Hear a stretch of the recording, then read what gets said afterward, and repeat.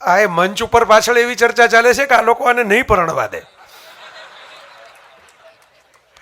પણ જગદીશભાઈના જ્યારે 50 વર્ષ પૂરા થયા ને ત્યારે બાપુ આવેલા, ત્યારે બાપુ બહુ સરસ બોલેલા કે વાનપ્રસ્થ છે ને એમાં તમારી એક આંખ ભવન તરફ હોવી જોઈએ અને એક આંખ વન તરફ હોવી જોઈએ. એટલે વાનપ્રસ્થથી ભવન છોડી દેવાનું નથી, ખાલી વન કેવું હોય એ જોવાનું છે તમારે ત્યાં. બાપુ બોલેલા, મને યાદ છે સુરેન્દ્રનગરમાં. હું તો અહીં મિત્રતાના તાતણે જ ખેંચાઈને આવ્યો છું. મૂળ આમ તારીખો મારીને સાયરામની ગોંડલવાળા બેની તારીખો ભેગી થવાની અઘરી હતી. સાયરામની તારીખ ખાલી હતી ત્યારે હું નહોતો. હું જગદીશભાઈ કંઈક ના મારે તમે બે એકારે જોઈએ. અને પાકિસ્તાન પછી સૌથી વધારે અત્યારે ન્યૂઝમાં ગોંડલ જ છે.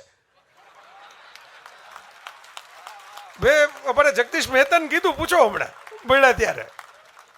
મિલનભાઈ સાક્ષી છે, બાજુમાં જ બેઠા બે જણા. મેં કીધું આ સીઝ ફાયર જો હરખો હાલ્યો લાગતું નથી કાલે.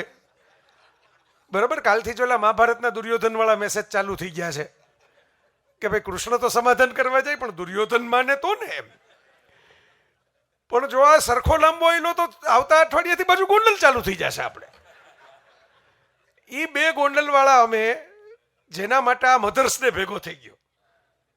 બે ગોંડલના પુરુષોએ અને બેની માતા, અમે બે માતૃશોક વાળા, બેની માતા હવે આ જગતની અંદર નથી ને અમે મધર્સ ડે ભેગા થયા. પણ મારે ખાસ કહેવું જોઈએ કે શેના માટે ભેગા થયા. તો માની વ્યાખ્યા, આજે આપણે મધર્સ ડે તો મેં કીધું મનાયાસ આવી ગયો આપણી વચ્ચે.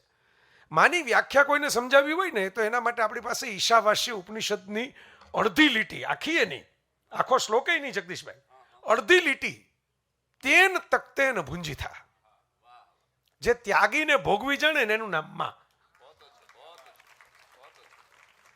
પોતાના બાળકને કશું ખાવા મળે એના માટે પોતે ન ખાય, પોતે ભૂખી રહે, પણ બાળક ખાય એ જોઈને ધરાઈ જાય એનું નામ માં. આ તેન તકતેને ભુંજી થા અવનીબેન સાર્થક થયું હોય ને તો એ આ જગદીશ ત્રિવેદીમાં સાર્થક થયું છે. એ ત્યાગીને ભોગવી જાણે છે. માણસને એવું મન થાય કે હવે આપણે સેટ છે, આ લાઈફ સેટ થઈ, સરસ લીલીવાળી છે. એક બાજુ આ વર્ષે પિતાશ્રી જાય છે પણ એક બાજુ દાદાએ બને છે, દાદાગીરી એવું એમને મૂક્યું હતું. બે છે એટલે સામે એક આગમન થાય છે જીવનની અંદર. બે ટ્વિન્સ કન્યાઓનું દાદા બની ગયા ત્યારે મૌલિકના જીવનમાં. તો જગદીશભાઈ ધારે તો આ બધું પોતાના માટે કરી શકે, એને આનંદ આવે, એને મજા આવે એમાં, પણ ત્યાગીને ભોગવવાની જે મજા ઋષિઓએ કહી છે ને એ આ માણસે લીધી છે ને એનો દસ્તાવેજ આ પુસ્તકમાં છે. એટલે આ પુસ્તક છે એ વધારે કિંમતી છે. આ દુનિયા બનીને મિત્રો ત્યારે દુનિયામાં ખાલી હન્ટર્સ જ હતા. માણસ શિકાર કરતા જ શીખો, બાકી તો કંઈ શીખો જ નહોતો. Only hunters. ધીરે ધીરે માણસને ખબર પડી કે ભાઈ ખાલી હન્ટિંગથી તો ચાલશે નહીં, એટલે ટેકર્સ આવ્યા. શિકાર તું કર પણ છીનવી હું લઉં. હન્ટર્સ પછીની દુનિયામાં ટેકર્સ આવ્યા.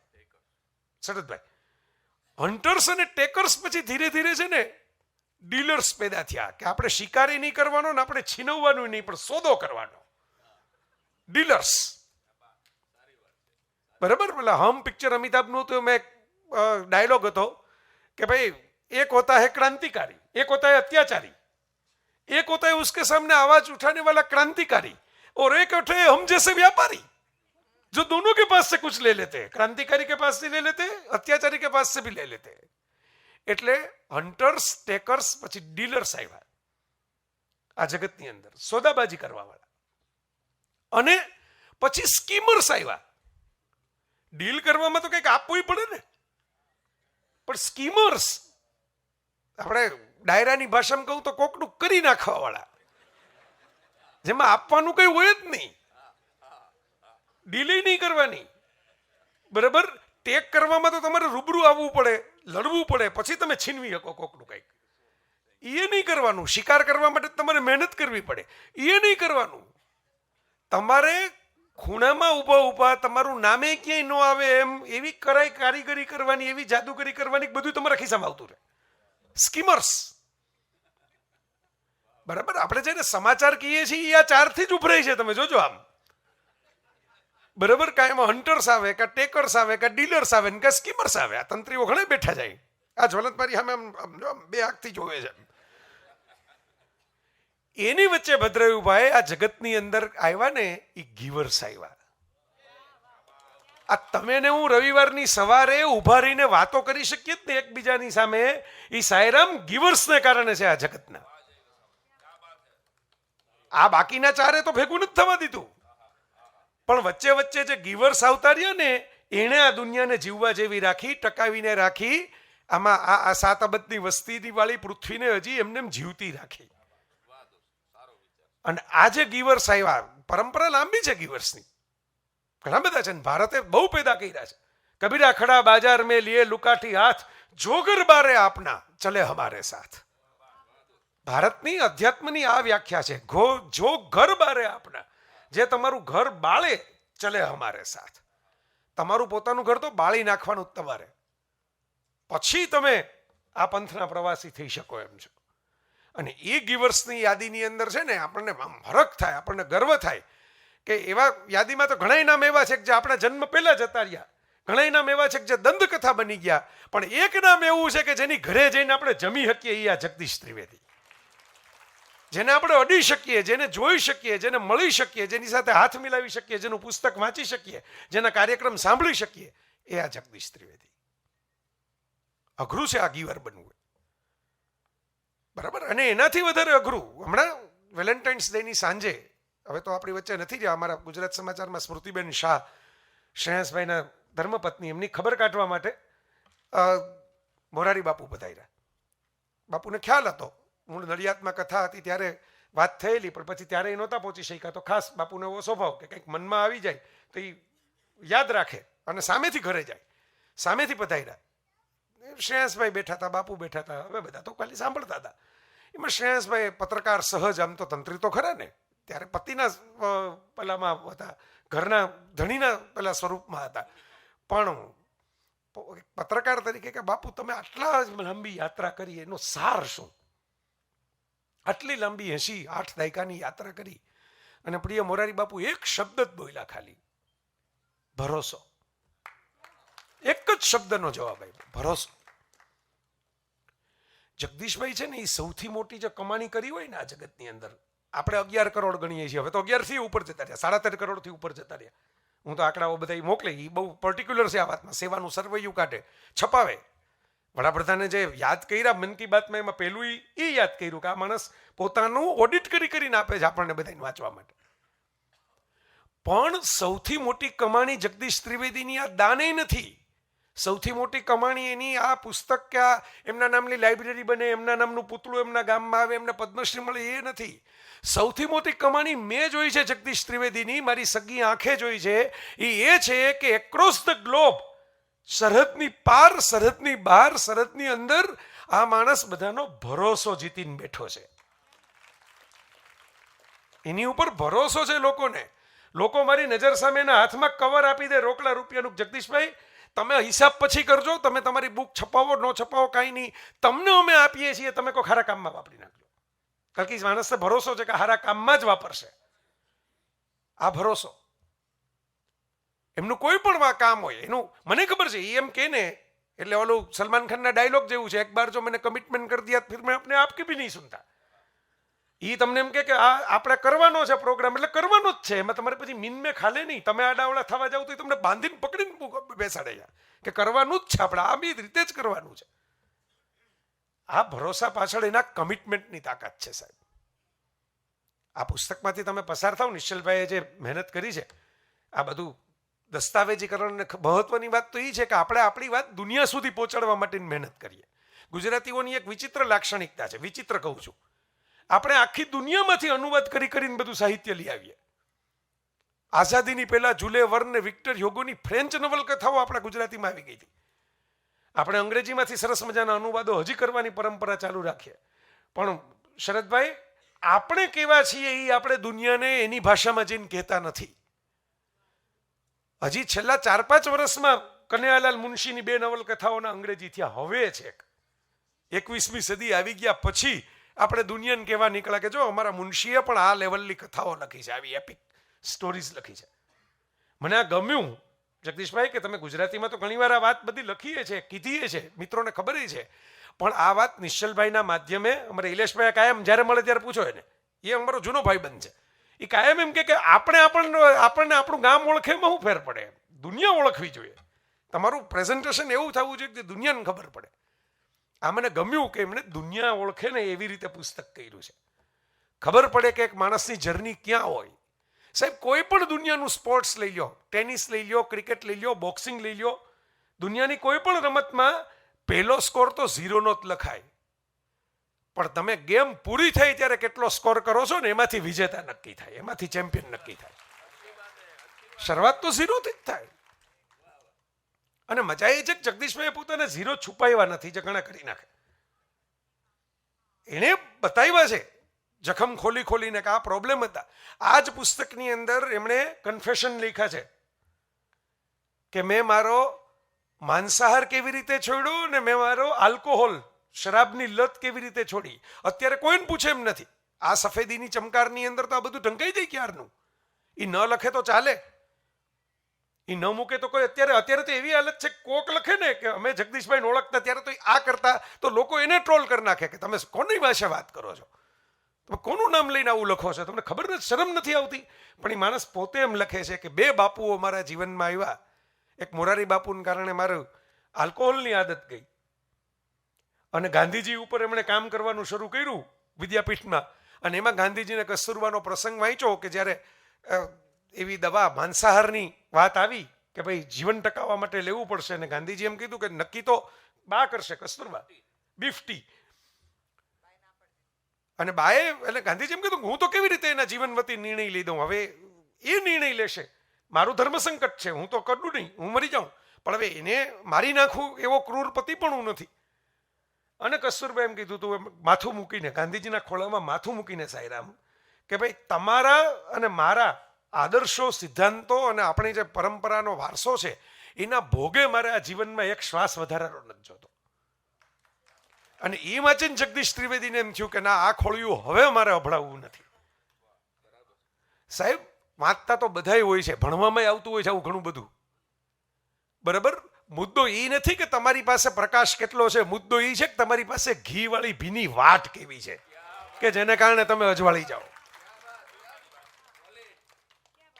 આવું તો કેટલા બધા લોકો વાંચીને પછી પસાર થઈ જાય એમાંથી. હા, બહુ સારો પ્રસંગ છે, બહુ સારો પ્રસંગ છે, બરાબર. અમારા એક કોલમ રાઇટર મિત્ર, અમારા નામ નથી દેતો જાહેરમાં, પણ અમારા બહુ સારા કોલમિસ્ટ મિત્ર, એમણે વ્યસનોની કેવી રીતે નુકસાન થઈ છે એ લેખ લખવા માટે 3 સિગરેટ પીધી મારી નજર સામે.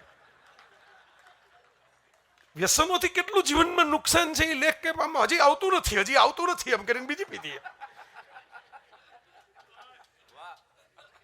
પછી 3જી સિગરેટ એમને આવ્યું હશે એટલે એમણે સમાપન કર્યું એમ, બરાબર. સાહેબ, આ જ સૌથી મહત્વની વાત છે. આ દુનિયાની અંદર તમે વિચાર કરો, જેના નામથી મોક્ષ થાય છે, નારાયણ નામ લ્યો ને તમારો મોક્ષ થઈ જાય, ગજેન્દ્ર મોક્ષ, અજામિલ. એ કૃષ્ણને કોઈ ગંગાજળ પીવડાવવા વાળું જેલમાં જન્મ થયો ત્યારે નહોતું, અને જ્યારે તીર છેલ્લું છૂટ્યું ત્યારે કોઈ નહોતું, આજુબાજુ કોઈ માણસ જ નહોતું સાહેબ. ન ગળથુથી મળી, ન ગંગાજળ મળ્યું, અને છતાં તમારો ને મારો મોક્ષ એનું નામ લેવાથી થાય, કારણ કે એને કર્મ એવા કર્યા કે જેને ગળથુથી કે ગંગાજળની જરૂર ન પડે. એ જગદીશ હોય કે આ જગદીશ હોય, કથા તો એ જ આપણે બધાને કહેવાની છે કે તમારા કર્મથી તમે ક્યાંથી ક્યાં પહોંચી શકો. ધારો તો કઈ જગ્યાએથી કઈ જગ્યાએ તમારો હનુમાન કૂદકો લાગે, આ મુદ્દો સૌથી મહત્વનો લાગે મને આ આખી યાત્રામાં. એવો જ મને સાંઈરામ, તમે સાઈ લક્ષ્મી ફાઉન્ડેશન, તમે યજમાન છો આજના પ્રોગ્રામમાં, ખાલી મહેમાન નથી. સાઈ લક્ષ્મી ફાઉન્ડેશન કે નચિકેતા થાય તો શું થાય, એનો એક વધારે પુરાવો એ આ કે એક વાસુકી સેન્ટર બનાવ્યું હતું, વાસુકીનું મંદિર થાનગઢની અંદર, અને શાબુદ્દીનભાઈ પ્રિન્સિપાલ તરીકે એમાં સાંસ્કૃતિક કલ્ચરલ કાર્યક્રમ કરાવતા. નવરાત્રિમાં કાર્યક્રમ થાય, એ કાર્યક્રમમાં રામલીલા આવે ને બીજું બધું થાય અલગ અલગ. એમાંથી આજે કીડો વળગ્યો ને, કલાકાર થવાનો જે કીડો, એ ત્યાંથી વળગેલો છે. સાહેબ, આપણે જ્યારે આવું કરતા હોય ને, આપણે જ્યારે સ્કૂલ કરતા હોઈએ, કાંઈક કલ્ચરલ પ્રોગ્રામ કરતા હોઈએ, છોકરાઓ ભાગ લેતા હોય કે બીજા ઓડિયન્સમાં બેસીને જોતા હોય, ત્યારે આપણે એમ થાય કે નથી શું થાય, આ લોકો છૂટા પડીને જતા, હમણાં નવરાત્રિ પૂરી થઈને મંડપ ઉકળી ગયો. સાહેબ નવરાત્રિના ગરબાના ઢોલ છે ને એ 9 દિવસમાં ઢબુકતા બંધ થઈ જાય, પણ એને કારણે કોઈના દિલને દિમાગ ઉપર અસર થઈ હોય ને જે કળાની, એ બીજાને ત્યાં જઈને ઢોલ વગાડી શકે, એનો પુરાવો આ જગદીશ ત્રિવેદી છે. એ જર્ની આ બુકમાં છે કે કેમ એ જર્ની થઈ. એક માણસ જેને તોફાની વિદ્યાર્થી ગણવામાં આવે, અને જેને એ તો જગદીશભાઈ તો હસતા હસતા કે જ છે કે મારી શાળાને મેં દાન અપાયું. અમારા જેટલા સમૃદ્ધ વિદ્યાર્થીઓ હતા ને જેટલા નંબર 1 વિદ્યાર્થી હતા, કોઈ પાછા સ્કૂલમાં દાન દેવા નથી આવ્યા. હું ઠોઠ નિશાળીઓ જે ગણાનો શાળાનો, એણે શાળાને દાન અપાયું, એણે શાળાની ઓળખ બનાવી. પણ સુભાષભાઈ તો કે જ છે કે જેને તમે 100 માંથી 97 માર્ક આપો ને, એ વિદ્યાર્થી તમને એમ પૂછવા આવે કે મારા 3 કેવી રીતે કપાણા. જેને 33 ના 35 કરી દો ને એમ કે અરે સાહેબ તમારે કારણે હું પાસ થઈ ગયો, હાલો આપણે સમોસા ખાય.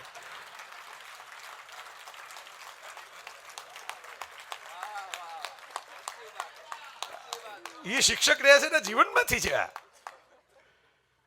બરોબર. તો આ બહુ મહત્વનો મુદ્દો છે. આપણે હંમેશા છે ને દુનિયામાં ટોપર્સ ઉપર ધ્યાન રાખીએ છીએ, અને ટોપર્સ હોય પછી બીજો એક શબ્દ આપણે ગોતી કાઢ્યો, બાકીના આ જો ટોપર્સ છે તો બાકીના લૂઝર્સ છે.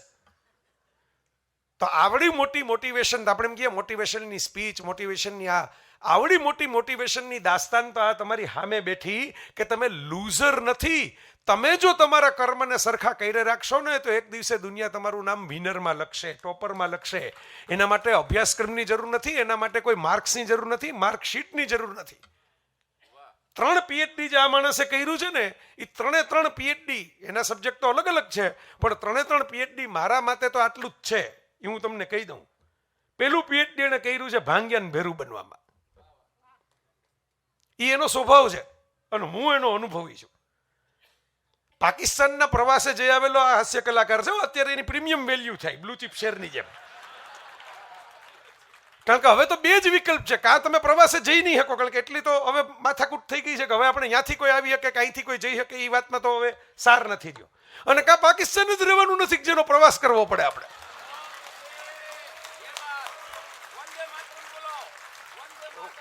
અરે જગદીશભાઈ કે વંદે માતરમ બોલો આ વાત ઉપર. માતરમ.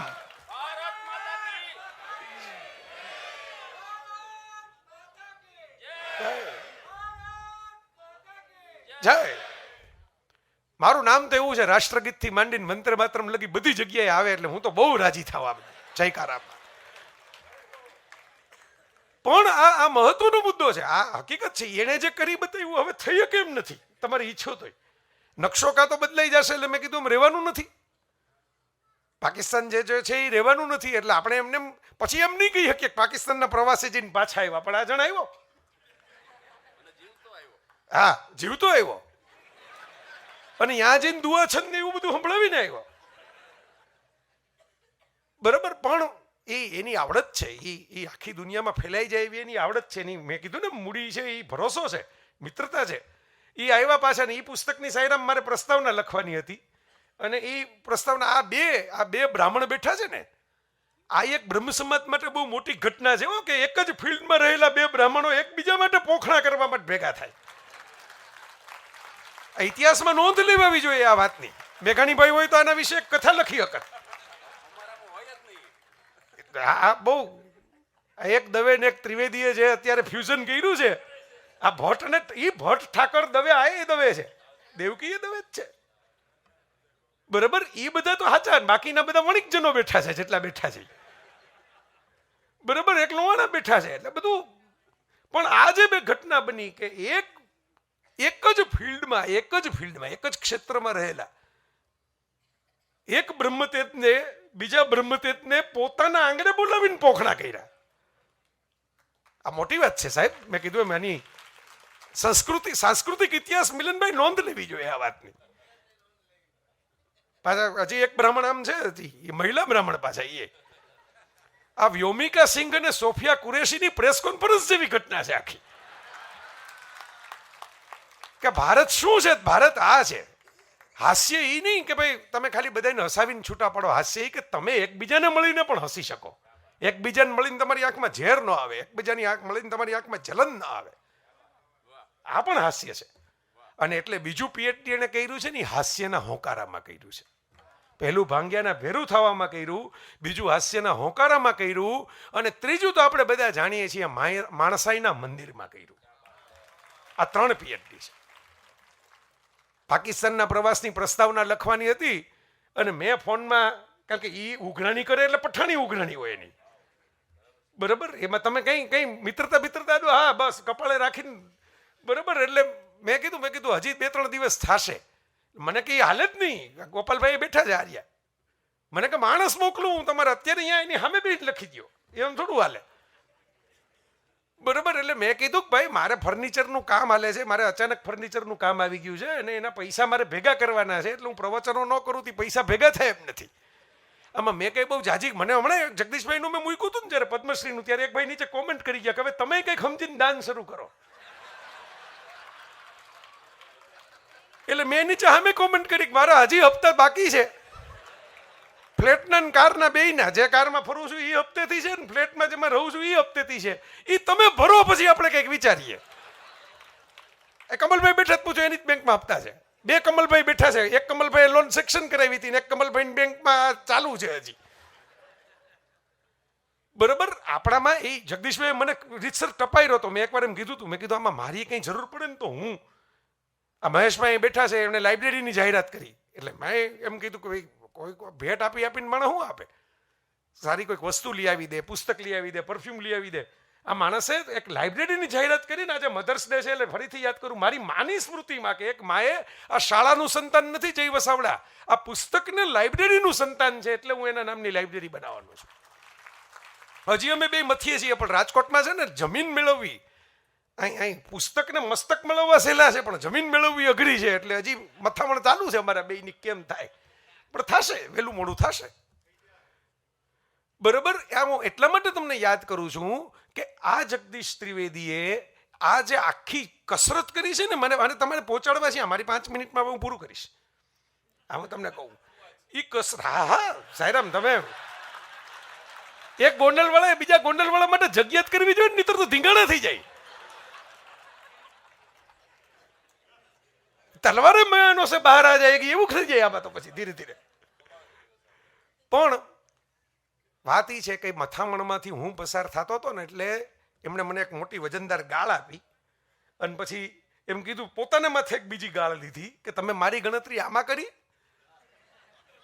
હવે તમે કે પ્રસ્તાવના તો લખશો જ તમે, કે એ તો હું તમારે બદલે બીજા પાસે નહીં લખાવું, પણ તમારે પેલા જે આ વ્યાજે લીધેલા પૈસા ભરવાના છે ને એ પૈસા તમે ભરી ગયો.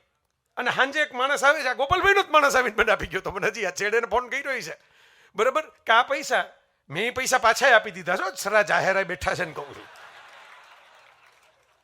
જગદીશભાઈની પૈસા સગવડતાએ અમે પાછા આપી દીધા છે. મેં કીધું ને આપણી પાસે પૈસા જાજા નથી સાહેબ, તમે સાક્ષી છો, પણ આપણે જે છે ની ખર્ચી નાખીએ છીએ એટલે લોકોને એમ લાગે છે કે બહુ લહેર કરે છે, બહુ મોજ કરે છે. પણ આના તો આવા અનેક પ્રસંગોનો હું સાક્ષી રહ્યો છું, બધા તો અત્યારે કહેવાનો આ મોકો નથી ને એટલો સમય પણ નથી. આ પુસ્તકોમાં છે અમુક પ્રસંગો એમના જીવનમાં, મારી નજર સામે મેં જોયું છે, જે શાહરૂખ ખાનના પ્રોગ્રામ જે સ્પોન્સર કરતા હોય એના ન્યુયોર્કમાં બહુ મોટા બંગલાના પ્રોગ્રામની અંદર એ જમાનાનો ટ્રેન્ડ હતો એવો, થોડો અત્યારે જે ચાલે છે એવો OTT વાળો જે વાયરલ ટ્રેન્ડ છે એવો, તમે જરા એવા ટૂચકાઓ કયો કે જે એડલ્ટ જોક હોય અને એ તમે કયો તો બહુ મજા આવશે ને બહુ પૈસા મળે ને.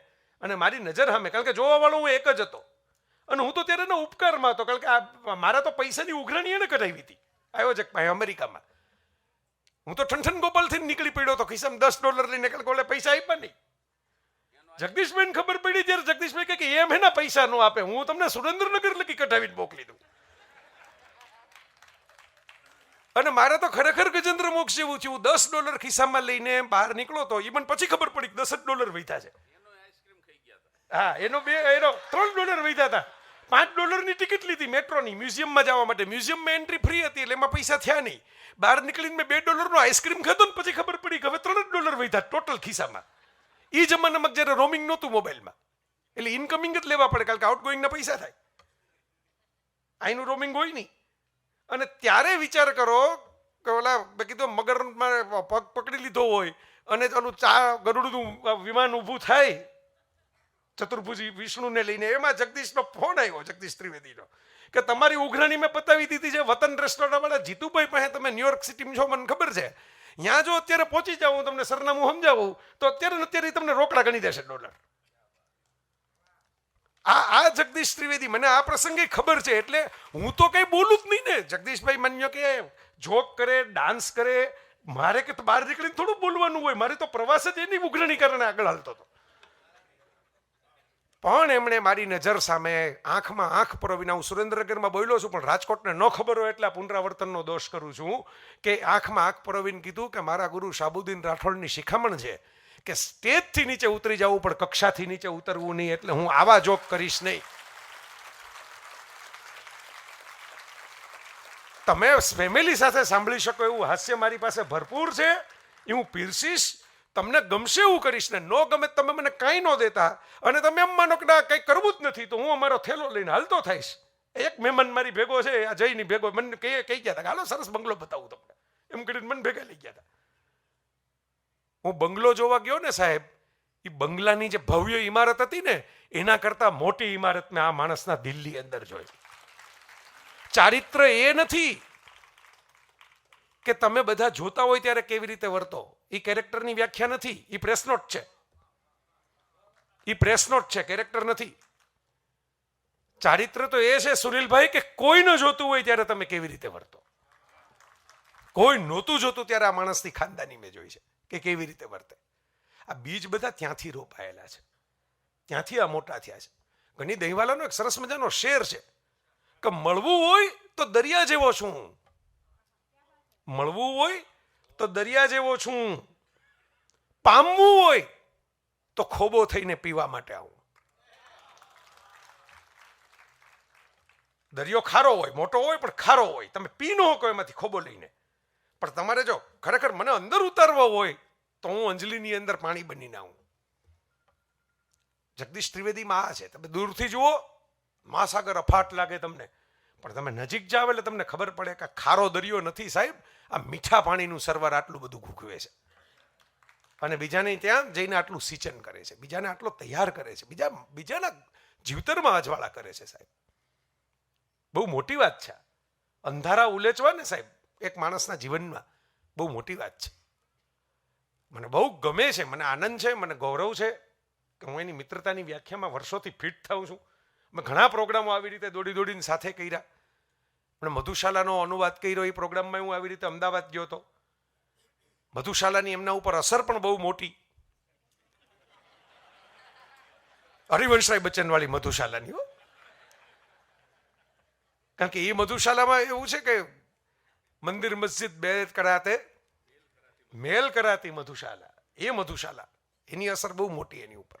ગાંધીજીને આ તમારી જેમ જ થયું હતું. કોકે ગાંધીજીને કીધું કે હરિવંશરાય બચ્ચન નામના અલ્હાબાદના કવિ બહુ મોટા છે પણ દારૂનો પ્રચાર કરે છે.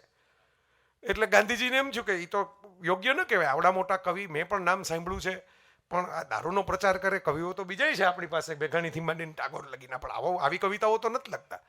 અને ગાંધીજીની મોઢે હરિવંશરાય બચ્ચને આખી કવિતા સંભળાવીને ગાંધીજી ઊભા થઈને શરદભાઈ રાજી થયા અને ભેટીને એમ કીધું કે તમે એ જ કહો છો જે હું કહું છું, એટલે તમારી આ કવિતા મને સમજાઈ ગયું છે, એટલી તો મને સમજણ છે કે આ મધુશાલા છે એ કયા મધુરસની વાત કરે છે, તમે વધારે લોકો સુધી આને પહોંચાડજો. આ એ મધુશાલાના માણસ છે ને, એટલે કહું છું કે છેલ્લી વાત આજની આ મારી સમાપન. મુંબઈની અંદર આજની તારીખે અમિતાભ બચ્ચનના બંગલા સામે ભીડ થાય ને અમિતાભ ઘણી વાર ફોટા મૂકે છે, હજી એ મૂકે છે સુભાષભાઈ, હજી એ ફોટા મૂકે. એ અમિતાભની બાજુના બંગલાઓ તમે જુઓ ને આપણા બધા ગુજરાતીઓના જ છે, મોટા બંગલાઓ છે. અમિતાભે એકવાર કીધું હતું કે મારી જ્યારે જપ્તીમાં જતી રહી હતી બધી કાર, ત્યારે મેં મારા પાડોશીઓને વિનંતી કરી હતી કે તમારી કાર છે ને થોડોક સમય અહીં પાર્ક કરજો. એટલે રવિવારે બધા જે દર્શન કરવા માટે આવે ને એમ લાગે કે આ સ્ટારનું જ ઘર છે, આ વિખાઈ પીખાઈ ગયેલું ઘર લાગે નહીં. આ ખુદ એને લખેલું છે એના બ્લોગમાં. કેમ અમિતાભના જ ઘર પાસે રવિવારની સાંજે તડકો હોય કે વરસાદ હોય માણસો ઉભા રહે? આજુબાજુ બંગલાવાળા છે એની પાસે પૈસા ઓછા છે, અમિતાભ કરતા જાજા છે. અમિતાભને ઘરે બોલાવીને નચાવીએ કેવા છે. આપણે મુકેશભાઈ હમણાં દેખાડી જ દીધું ને કે આ કંઈ અઘરું નથી, પીરસવાય આવે માણસો, નાચવાય આવે ને પીરસવાય આવે. તમારે ગુજરાતી થવાની જ જરૂર છે આના માટે, એનાથી વધારે બહુ કંઈ માથાકૂટ કરવાની જરૂર નથી.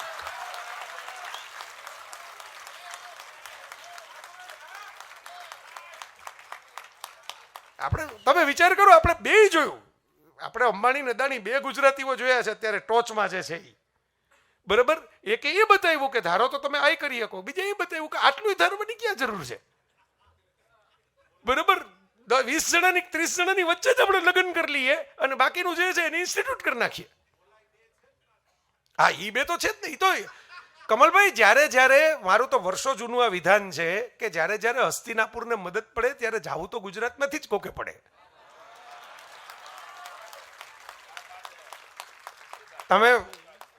તમે મહાભારત કાળ જુઓ તો પણ એ જ વસ્તુ સાચી પડે. તમે 1947ના સમય આપણી આઝાદીનો કાળ જુઓ તો એ જ વસ્તુ સાચી પડે. અને આપણે આ સંક્રાંતિનો કાળ જુઓ તો આ જ વસ્તુ સાચી પડે. એના વગર ભેગું નથી થતું, બરાબર. એના માટે જોઈએ.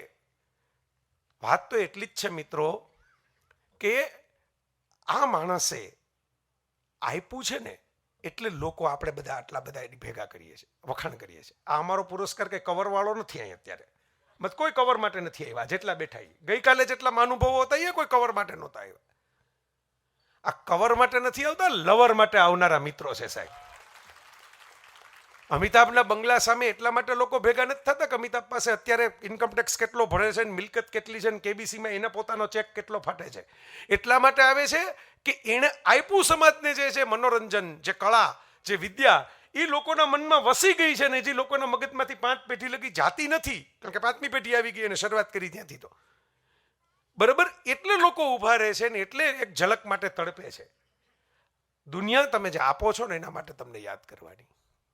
હું સુભાષભાઈ સાથે ઘણી વાર કહું કે શ્વાસ લેવાની તો સર્વાઈવલ છે, એક જ ઘટમાળમાં જીવવું હોય તો સર્વાઈવલ છે.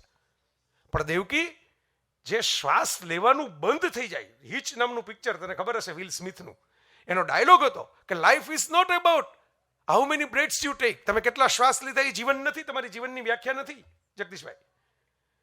Life is all about the moments you have lived that will take your breath away. તમે શ્વાસ પણ લેવાનું ભૂલી જાવ એવી ક્ષણો તમે જીવી ગયા ને, એનું નામ જિંદગી છે. જે હેપનિંગ છે એનું નામ જિંદગી છે. આ પુસ્તક જગદીશભાઈના જીવનનું નિશ્ચલભાઈ હેપનિંગ શું છે એ લખ્યું છે. એવી ક્ષણો લખી છે. અમે તો મૌલિકારે એકવાર કાવતરું કર્યું હતું પિક્ચર બનાવવું, પછી એવું ખબર પડી કે આ કવિ સંમેલન જેવો ઘાટ થવાનો છે. જે એકવાર ગાંધીનગરમાં થયું હતું, ભાગેશભાઈ જ કીધું હતું, આ કે કવિઓ વધી ગયા ને શ્રોતાઓ ઘટી ગયા. કવિઓની સંખ્યા શ્રોતાઓ કરતા જાજી હતી. એટલે અમારે એવું થયું કે ભાઈ આ પિક્ચર બનાવીએ પણ હજી પેલા ઓડિયન્સને તો તૈયાર થવા દો કે આવા પિક્ચર બાયોપિક જોવા માટે ગુજરાતીમાં આવે ત્યાં લગી થોડીક રાહ જોવી પડશે. પણ આજે આ પુસ્તક બન્યું ને તો એક પિક્ચર બની ગયા જેવી વાત છે કે હવે તમારે આ દસ્તાવેજીકરણ થયું, હવે એ દુનિયા પાસે રહેશે. એમાં આજે કેવી કેવી ક્ષણો શ્વાસ પણ ચૂકાઈ જાય એવી એ જીવા અને કેવું કેવું એને જીવતરમાં આપ્યું બીજાને, એનાથી દુનિયા તમને યાદ કરશે. મેં કીધું તમે મેળવું એનાથી દુનિયા તમારી ઈર્ષા કરશે, પણ તમે આપ્યું ને એને કારણે દુનિયા તમારી ઇજ્જત કરશે. ધન્યવાદ.